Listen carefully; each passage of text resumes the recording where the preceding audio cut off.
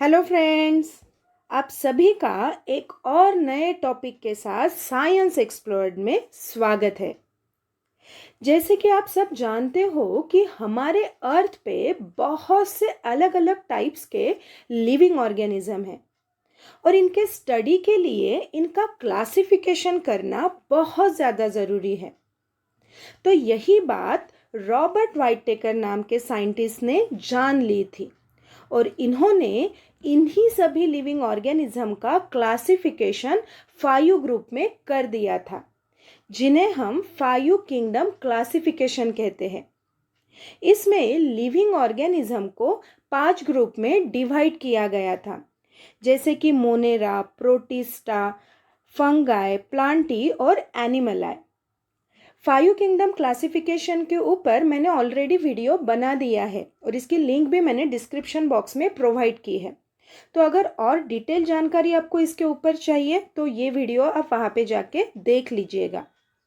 आज हम इन्हीं 5 किंगडम क्लासिफिकेशन में से किंगडम फंगाई के ऊपर इन डिटेल जानकारी लेने वाले हैं। इस वीडियो में हम फंगाई का स्ट्रक्चर, टाइप्स और रिप्रोडक्शन, इन सारे पॉइंट को वन बाय वन डिस्कस करेंगे। बट वीडियो स्टार्ट करने से पहले आप सबसे रिक्वेस्ट है कि वीडियो एंड तक देखिए ताकि ये टॉपिक आपको और अच्छे से समझ आए। और वीडियो के एंड में टॉपिक से रिलेटेड जो भी क्वेश्चन आपको पूछना है वो आप कमेंट बॉक्स में लिख के भेज सकते हो। So without wasting any further time, let's begin. तो सबसे पहले फंगाई क्या होते हैं ये समझ लेते हैं। Fungi are eukaryotic, non vascular, non motile and heterotrophic organism. मतलब फंगाई ये जो है ये यूकैरियोटिक बॉडी से बने हैं, मतलब ये मल्टी सेल्यूलर है। ये नॉन वस्कुलर है, मतलब इनके पास वस्कुलर सिस्टम या फिर वस्कुलर टिश्यू नहीं होते हैं, जैसे कि जाइलम और फ्लोएम जो प्लांट के पास होते हैं, तो इनके पास वस्कुलर टिश्यू नहीं है।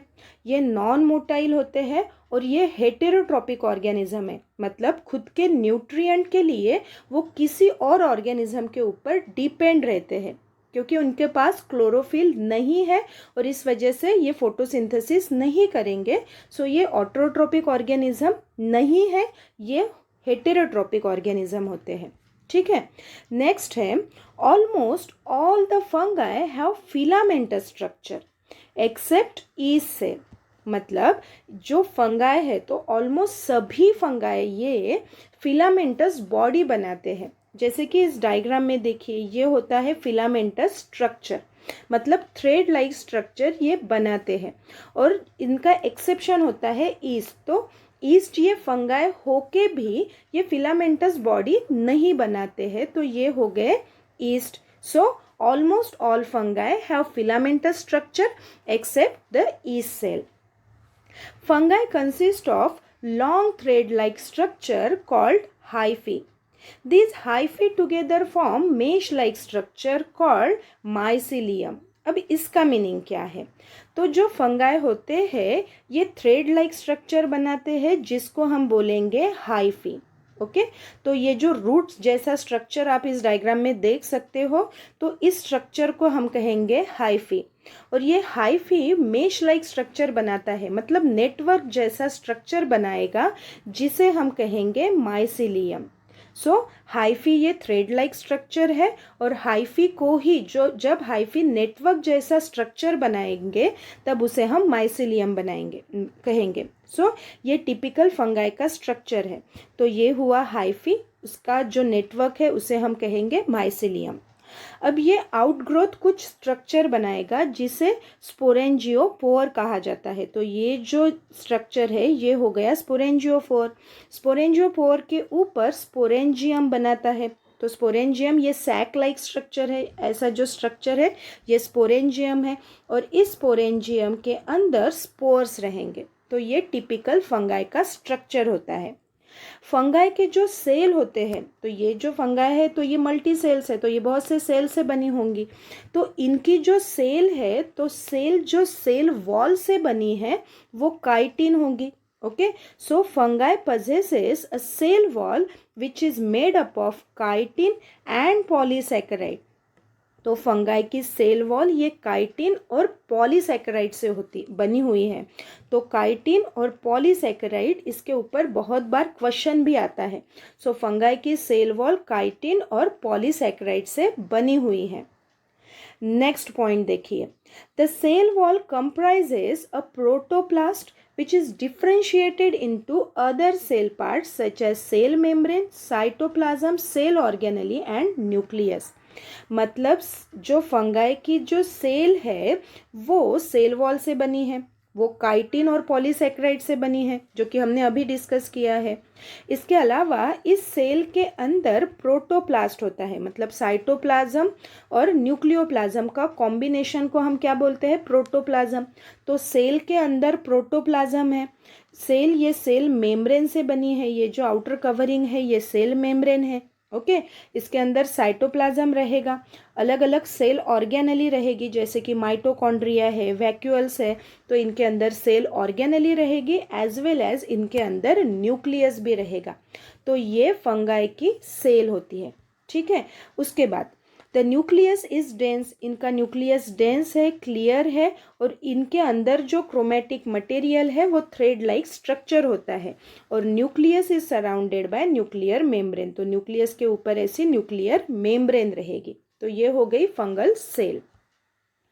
कैरेक्टरिस्टिक देखेंगे, अब फंगाई के क्या कैरेक्टर्स होते हैं। तो सारा जो भी पॉइंट्स हमने अभी तक डिस्कस किए हैं वो हम एक ही स्लाइड में यहाँ पे डिस्कस कर लेंगे। तो सबसे पहला जो पॉइंट है वो है fungi are eukaryotic, non vascular, non motile और हेटेरोट्रॉपिक, जो हमने डिस्कस कर लिया है। सेकेंड जो कैरेक्टर है वो है दे मे बी यूनिसेल्युलर और फिलामेंटस, तो ये यूनिसेल्युलर भी हो सकती है या फिर फिलामेंटस बॉडी भी इसकी हो सकती है। They reproduced by mean of spore, have no embryonic stage, तो ये रिप्रोडक्शन स्पोर्स के हेल्प से करेगा, बट एम्ब्रियोनिक स्टेज यहाँ पे absent रहेगी। Fungi lakhs chlorophyll and hence can not perform photosynthesis, ये फंगाई जो वाइटिश कलर की होती है, क्यों, क्योंकि इनके पास क्लोरोफिल नहीं है और इस वजह से वो फोटोसिंथेसिस भी नहीं कर सकेगी। सो ये हेटेरोट्रॉपिक ऑर्गेनिज्म है। Fungi store their food in the form of starch, तो फंगाई जो भी फूड स्टोर करेगी वो स्टार्च के फॉर्म में स्टोर करके रख देगी। Biosynthesis of chitin occurs in fungi, तो फंगाई की जो सेल वॉल होती है वो काइटिन से बनी हुई होती है। नेक्स्ट जो है the nuclei of the fungi are very small, इनके जो न्यूक्लियस है वो बहुत छोटे होते हैं। The mode of reproduction is sexual और असेक्सुअल, ये रिप्रोडक्शन करेंगे एक तो सेक्सुअली या फिर असेक्सुअली, ये इनका रिप्रोडक्शन हम आगे जाके डिस्कस करने ही वाले हैं। सो मोड ऑफ रिप्रोडक्शन ये सेक्सुअल और असेक्सुअल है। नेक्स्ट जो पॉइंट है वो है some fungi are parasitic and can infect the whole, तो कुछ कुछ फंगाई ये पैरासिटिक होते हैं, तो कुछ सेप्रोफिटिक फंगाई भी हम डिस्कस करने वाले हैं। So some fungi are parasitic and can infect the host cell. ठीक है, तो ये कंप्लीट कैरेक्टरिस्टिक्स हुई फंगाई की। नेक्स्ट अभी देखेंगे क्लासिफिकेशन ऑफ फंगाई। तो फंगाई को अलग अलग ग्रुप में हम क्लासिफाई कर सकते हैं, मतलब उसके अलग अलग टाइप्स होते हैं। तो फंगाई का पहला क्लासिफिकेशन है based on their structure of hyphae, hyphae के स्ट्रक्चर में उसका कैसा क्लासिफिकेशन किया है ये हम डिस्कस करेंगे। सेकेंड जो है based on mode of nutrition, मतलब वो क्या खा के जिंदा रहती है उसके बेसिस पे भी उसके टाइप्स है। और लास्ट है बेस्ड ऑन स्पोर फॉर्मेशन, तो वो कौन से टाइप का स्पोर बनाते हैं, असेक्सुअली स्पोर बनाते हैं या फिर सेक्सुअली स्पोर बनाते हैं, उसके बेसिस पे भी फंगाई के टाइप्स होते हैं। तो इन्हें अभी हम वन बाय वन डिस्कस करेंगे। तो सबसे पहले हम देखेंगे फंगाई का structure on the basis of hyphae. तो फंगाई के दो टाइप होते हैं on the basis of structure of hyphae. Okay, तो हाइफी का स्ट्रक्चर क्या है उसके बेसिस पे फंगाई के दो टाइप है। पहला है सेप्टेड हाइफी और दूसरा है कोइनोसिटिक हाइफी। अब सेप्टेड हाइफी क्या है? सो सेप्टेड हाइफी हैव सेप्टा, मतलब सेप्टेड हाइफी के पास सेल्यूलर कंपार्टमेंट्स होते हैं, जैसे कि इस डायग्राम में आप देख सकते हो। तो ये सेल्यूलर कंपार्टमेंट है, दैट मीन्स यहाँ पे डिस्टिंक्ट सेल है और इसी वजह से सेप्टेड हाइफी में पार्टीशन दिखाई देगा। यहाँ पे देखिए ये हाइफी है और इसमें ऐसा पार्टीशन दिखाई देगा और हर एक पार्ट में ऐसा उनका न्यूक्लियस रहेगा। दूसरा जो टाइप है वो है कोइनोसिटिक हाइफी। अब इसमें क्या है, ये ऐसा जो सेप्टा है यहाँ पे नहीं दिखाई देगा, तो ये नॉर्मल ऐसा स्ट्रक्चर रहेगा। सो हाइफी कैसी है, उसमें सेप्टा है या नहीं है, उसके बेसिस पे हाइफी के या फिर फंगाई के दो टाइप होते हैं। पहला है सेप्टेड हाइफी और दूसरा है कोइनोसिटिक हाइफी। दूसरा जो है टाइप फंगाई का वो है based on mode of nutrition, मतलब वो कहाँ से न्यूट्रिएंट गेन करते हैं फॉर देयर ग्रोथ, तो इसके बेसिस पे भी इसके अलग अलग टाइप है। तो सबसे पहला जो टाइप है वो है सैप्रोफिटिक फंगाई। अब सैप्रोफिटिक फंगाई मतलब क्या होता है, the fungi obtain their nutrition by feeding on dead organic substance. तो जब कोई फंगाई डेड ऑर्गेनिक मैटर के ऊपर ग्रो करेंगे तो उस फंगाई को हम सैप्रोफिटिक फंगाई कहेंगे। फॉर एग्जाम्पल राइजोप्स, पेनिसिलियम, एस्पेरजिलस, तो ये सारे एग्जाम्पल है सैप्रोफिटिक फंगाई के। दूसरा जो टाइप है वो है पैरासिटिक फंगाई। अब पैरासिटिक फंगाई क्या होते हैं, the fungi obtain their nutrition by living on other living organism। तो ये पैरासिटिक फंगाई दूसरे लिविंग ऑर्गेनिज्म के ऊपर जीते हैं, मतलब वहाँ पे जाके वो ग्रो करेंगे और वहाँ से न्यूट्रिएंट मटेरियल वो गेन करेंगे। तो ऐसे फंगाई को हम पैरासिटिक फंगाई कहेंगे, मतलब वो लिविंग ऑर्गेनिज्म के ऊपर ग्रो करेंगे। ओके, नेक्स्ट जो इसका टाइप है वो है सिम्बायोटिक फंगाई। अब सिम्बायोटिक फंगाई मतलब ये सिम्बायोटिक एसोसिएशन दिखाएगा किसी और ऑर्गेनिज्म के साथ, मतलब this fungi live by having an interdependence relationship with other species in which both are mutually benefited. तो ये जो फंगाई है ये दूसरे लिविंग ऑर्गेनिज्म के ऊपर ग्रो करेंगे ताकि दोनों स्पेसीज को बेनिफिट होगा, कुछ ना कुछ उन दोनों को फायदा रहेगा। जैसे कि पहला है लाइकेन। अब लाइकेन मतलब क्या होता है, जब फंगस या फिर जो फंगाई है ये फंगाई अलगी के साथ जब म्यूचुअली रहता है, म्यूचुअली एसोसिएशन वो करते हैं, मतलब जब फंगाई ये किसके साथ, प्लस अलगी। ओके, तो जब फंगाई अलगी के साथ ग्रो करेगा, दोनों साथ साथ जब ग्रो करेंगे तब उसे हम क्या कहेंगे, लाइकेंस कहेंगे। तो यहाँ पे म्यूचुअल एसोसिएशन हो गया, फंगाई उन्हें पानी प्रोवाइड करता है, वाटर सप्लाई करता है, अलगा उन्हें न्यूट्रिएंट प्रोवाइड करता है, तो ऐसे वो म्यूचुअली एक दूसरे के साथ ग्रो करेंगे, तो उन्हें हम क्या कहेंगे, लाइकेंस कहेंगे। दूसरा एग्जाम्पल है माइकोराइजिया। अब माइकोराइजिया क्या है, तो माइकोराइजिया मतलब जब फंगाई किसी प्लांट रूट के साथ ग्रो करेंगे या फिर प्लांट के साथ जब वो ग्रो करेंगे, म्यूचुअली जब वो दोनों ग्रो करेंगे उसे हम क्या कहेंगे, माइकोराइजिया। तो यहाँ पे म्यूचुअली एसोसिएशन दिख रहा है, सिम्बायोटिक एसोसिएशन दिख रहा है, तो इसे हम सिम्बायोटिक फंगाई कहेंगे। ठीक है, so on the basis of mode of nutrition there are 3 types of fungi. First is saprophytic fungi, second is parasitic fungi और तीसरा जो है वो है सिम्बायोटिक फंगाई। सैप्रोफिटिक फंगाई ये डेड ऑर्गेनिज्म के ऊपर ग्रो करेंगे, पैरासिटिक फंगाई ये लिविंग ऑर्गेनिज्म के ऊपर ग्रो करेंगे, और जो सिम्बायोटिक फंगाई है वो किसी और ऑर्गेनिज्म के साथ म्यूचुअली वो ग्रो करेंगे और दोनों को एक दूसरे से कुछ ना कुछ बेनिफिट होगा, फॉर एग्जाम्पल लाइकेंस और माइकोराइजिया। नेक्स्ट टाइप है on the basis of spore formation, मतलब फंगाई कौन से टाइप का स्पोर प्रोड्यूस करते हैं उसके बेसिस पे भी फंगाई के कुछ टाइप्स हैं। तो इसका पहला टाइप है ज़ाइगोमाइसिस फंगाई।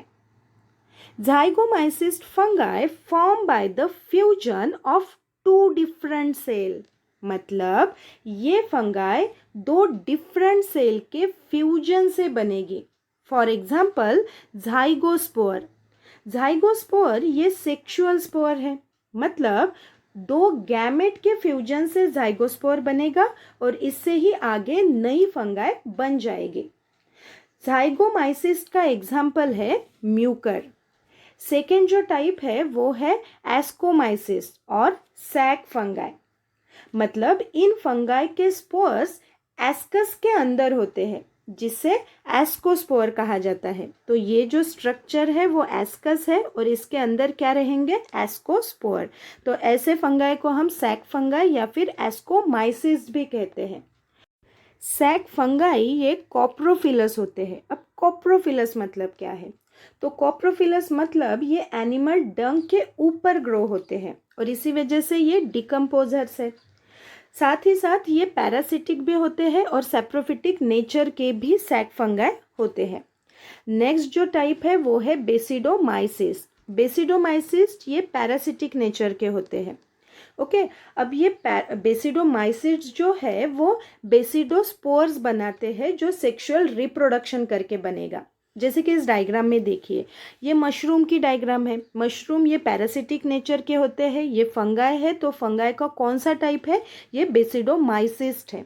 अब फंगाई के यहाँ पे नीचे के स्ट्रक्चर जो दिखाई दे रहा है आपको, तो ये ट्यूब लाइक स्ट्रक्चर है जिसे हाइमिनम कहा जाता है। ओके, तो हाइमिनम ये स्ट्रक्चर हुआ, इसके ऊपर बेसिडियम होंगे और बेसिडियम के ऊपर बेसिडोस्पोर्स बनेंगे ऐसे। तो ये बेसिडोस्पोर्स रहेंगे। बेसिडोस्पोर्स से सेक्सुअल रिप्रोडक्शन करेंगे। अब बेसिडोमाइसिस जो फंगाई है वो असेक्सुअल रिप्रोडक्शन भी दिखाते हैं, जैसे कि कॉनिडिया इसका एग्जाम्पल है। तो यहाँ पे जो स्पोर्स दिख रहे हैं आपको, ये कॉनिडिया होते हैं। ये बडिंग भी करते हैं या फिर ये फ्रेगमेंटेशन भी करते हैं। मतलब बेसिडोमाइसिस ये जो फंगाई है ये पैरासिटिक नेचर की होती है, ये सेक्सुअल रिप्रोडक्शन करते हैं। फॉर एग्जाम्पल बेसिडोस्पोर के हेल्प से ये सेक्सुअल रिप्रोडक्शन करेंगे, for example mushroom plant. Okay, और ये असेक्सुअल रिप्रोडक्शन भी दिखाते हैं with the help of conidia. कभी कभी ये बडिंग भी करेंगे और कभी ये फ्रेगमेंटेशन भी कर सकते हैं। ठीक है, नेक्स्ट टाइप है ड्यूटेरियोमाइसिस।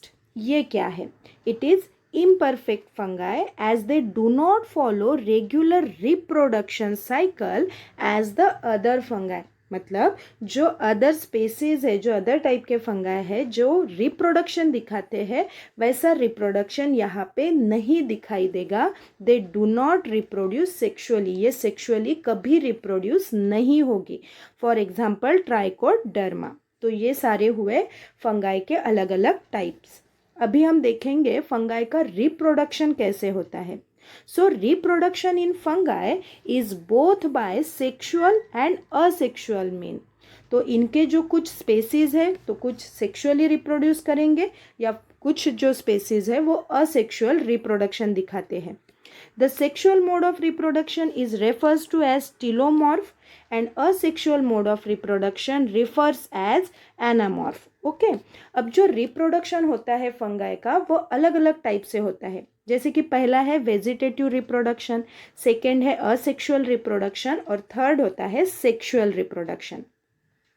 चलिए अभी हम इन्हीं सारे रिप्रोडक्शन को वन बाय वन डिस्कस करेंगे। तो सबसे पहला जो है वो है vegetative reproduction in fungi. This takes place by the fragmentation, budding and fission. तो जो वेजिटेटिव रिप्रोडक्शन होता है ये 3 प्रकार का हो सकता है। पहला जो है वो है फ्रैगमेंटेशन, दूसरा जो है बडिंग, मतलब इसमें मदर सेल ऐसे बर्ड प्रोड्यूस करेगी। बर्ड जब मैच्योर्ड हो जाएगा तब वो डिटैच हो जाएगा मदर सेल से और नई फंगाई बना देगा। So this is budding. और तीसरा जो टाइप है वेजिटेटिव रिप्रोडक्शन में वो है फिशन। दैट मीन्स एक सेल ही दूसरी ऐसी सेल बना देगी और वो नई फंगाई प्रोड्यूस कर देगी। So this is vegetative reproduction. तो फंगाई का वेजिटेटिव रिप्रोडक्शन 3 टाइप के हो सकते हैं। कुछ स्पेसीज फ्रेगमेंटेशन करेंगे तो कुछ बडिंग करेंगे तो कुछ फिशन करेंगे। सेकेंड जो है वो है asexual reproduction. This takes place with the help of spores called conidia और जूस्पोर्स और स्पोरेंजियोस्पोर्स। तो असेक्सुअल रिप्रोडक्शन ये स्पोर्स के हेल्प से होंगे बट वो स्पोर असेक्सुअली प्रोड्यूस होंगे। ठीक है, नेक्स्ट जो टाइप है रिप्रोडक्शन का वो है सेक्सुअल रिप्रोडक्शन। ये बहुत ज़्यादा इम्पॉर्टेंट है, एग्जाम में इसके ऊपर बहुत बार क्वेश्चन पूछे जाते हैं। तो फंगाई का जो सेक्सुअल रिप्रोडक्शन होता है उसमें 3 स्टेप्स में वो रिप्रोडक्शन कंप्लीट होता है। पहला जो स्टेप है वो है प्लाज्मोगैमी, दूसरी जो है वो है कैरियोगैमी और तीसरी जो होती है मियोसिस। अब ये सेक्सुअली रिप्रोडक्शन कैसे करता है अभी हम नेक्स्ट स्लाइड में पहले समझ लेंगे और उसके बाद उसकी फिगर जान लेंगे। स्लाइड में हम समझ लेते हैं कि सेक्सुअल रिप्रोडक्शन कैसे होता है। सपोज ये एक माइसिलियम है, माइसिलियम मतलब हाइफी का जो नेटवर्क होता है, ये इसे हम माइसिलियम कहेंगे।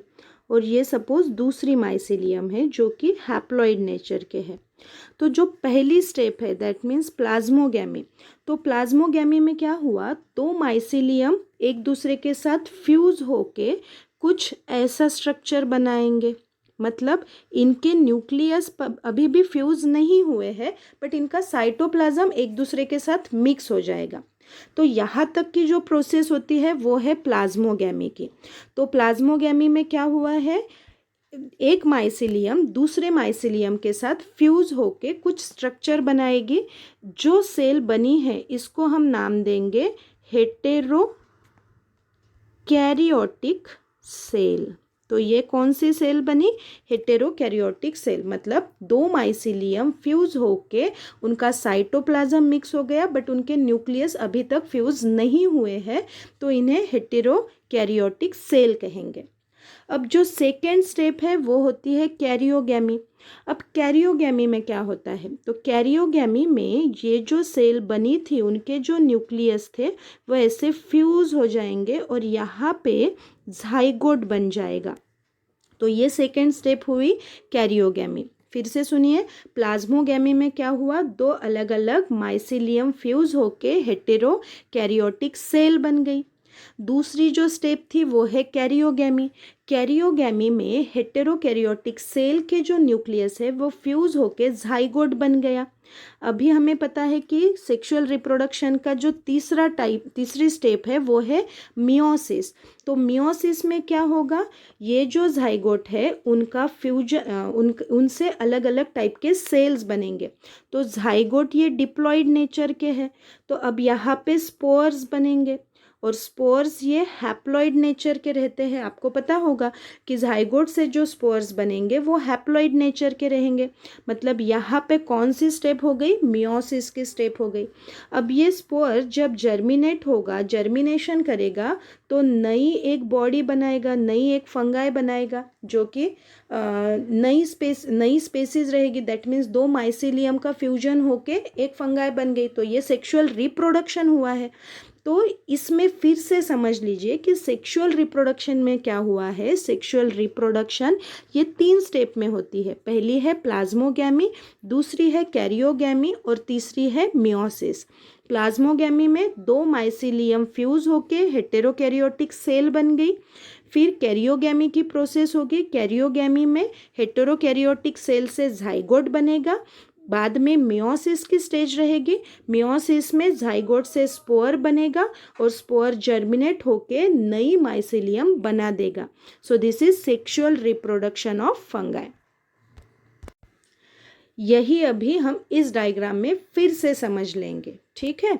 तो ये माइसिलियम हुआ, इसकी पहली स्टेप कौन सी थी, प्लाज्मोगैमी की स्टेप थी। यहाँ पे फ्यूजन होके हेटेरोकैरियोटिक सेल बनेगी तो उसको हेटेरोकैरियोटिक स्टेज लिखा है यहाँ पे। दूसरी जो स्टेप थी वो थी कैरियोगैमी। तो एक सेल बन गई जिसके अंदर झाइगोट बन गया, झाइगोट से स्पोर बन गया, स्पोर जर्मिनेट होगा, जर्मिनेशन से फिर से माइसिलियम बन जाएगा। तो ये हुई sexual reproduction of fungi. Lastly मैंने यहाँ पे फंगाई के कुछ एग्जाम्पल बताए हैं जो कि आपको एग्जाम में बहुत बार पूछे जाते हैं, जैसे कि ईस्ट, मशरूम, मोल्ड। तो ये सारे एग्जाम्पल हुए फंगाई के। तो आज का हमारा टॉपिक यही तक था। अगर ये टॉपिक आप लोगों को समझ में आया है तो इस वीडियो को लाइक कीजिएगा और इस वीडियो को शेयर ज़रूर कीजिएगा। Thank you.